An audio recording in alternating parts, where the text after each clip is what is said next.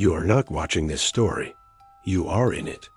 At the end of each video, two choices will appear. Your decision determines what happens next. There is no going back. Elena turned from the open door. The stairs remained, would remain, or in some sense always present now, always available, always waiting. But she would not descend. Not yet. Not without understanding what tools Vera had used, what rituals had maintained the boundary for the decades. Before incorporation became inevitable, the house responded to her movement. Not with hostility, with attention, with the focused awareness of something that had been waiting for active presence, for the return of function after the dormancy of Vera's final days. Rooms that had seemed static now shifted, revealed compartments. Concealed spaces that opened only to hands that knew where to press, where to pull, where to apply pressure in patterns that matched the bloodlines inherited. Knowledge. She found the first tool in the kitchen, not hidden, simply overlooked. A knife with a blade that did not reflect light, that seemed to absorb the candle flame rather than mirror it. The handle was bone, carved with the same handprint depression she had seen on the stone door, but smaller, sized for a woman's grip. It was warm. It pulsed slightly, synchronizing with her heartbeat in a way that was not comfortable, but was familiar, was correct, was part of the inheritance she had not asked for, but could not refuse. The second tool was in the bedroom, under the mattress, where tradition placed protection.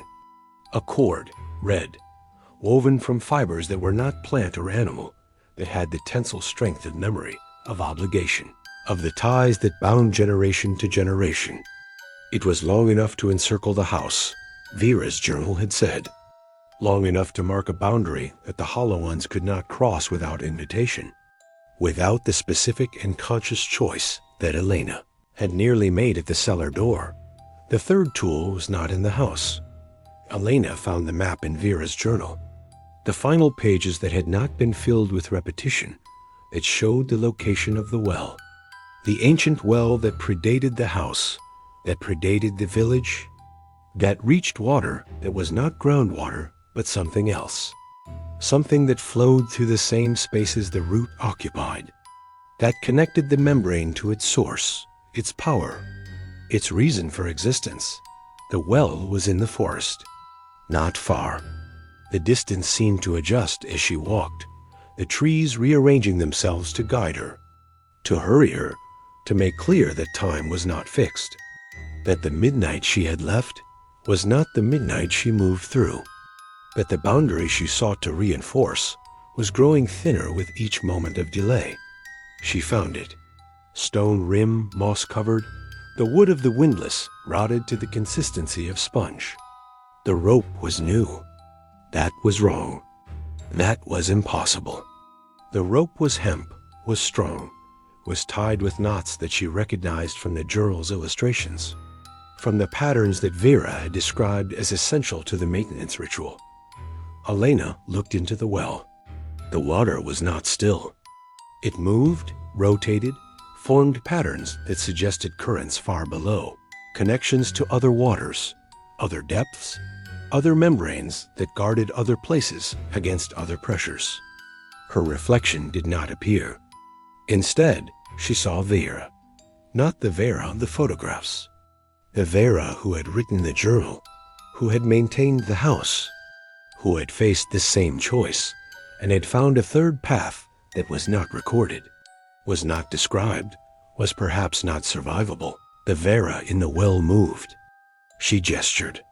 She pointed upward to the sky, to the stars that were visible through the gap in the pines, to the moon that showed not its dark face, but its hidden face, the side that was never illuminated from Earth's perspective, that carried its own shadows, its own craters, its own evidence of impacts that had never been seen. Elena understood. The membrane was not only below, it was above. It was around.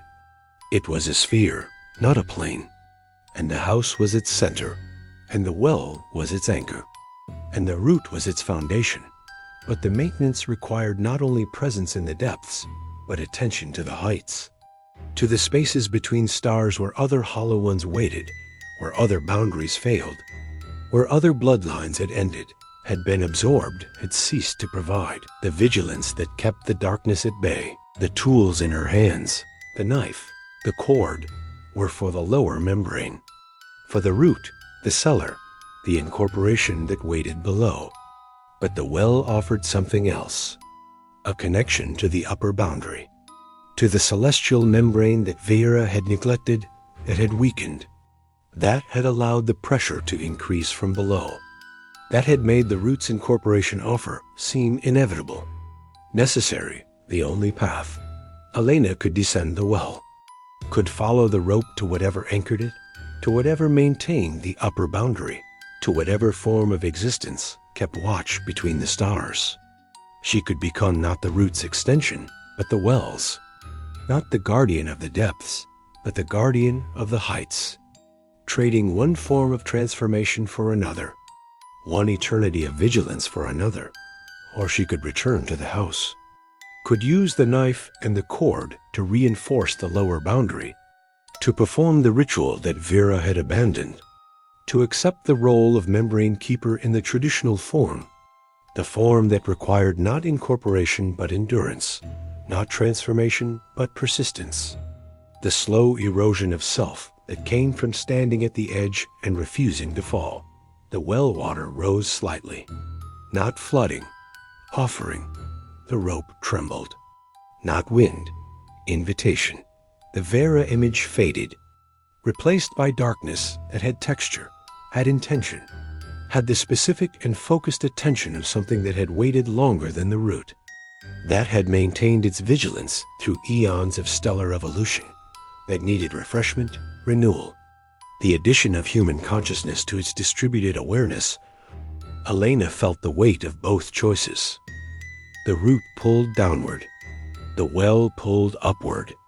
The house waited behind her, patient, offering the third path of ritual and endurance and slow decline. She had to decide. The moon was moving. The stars were shifting.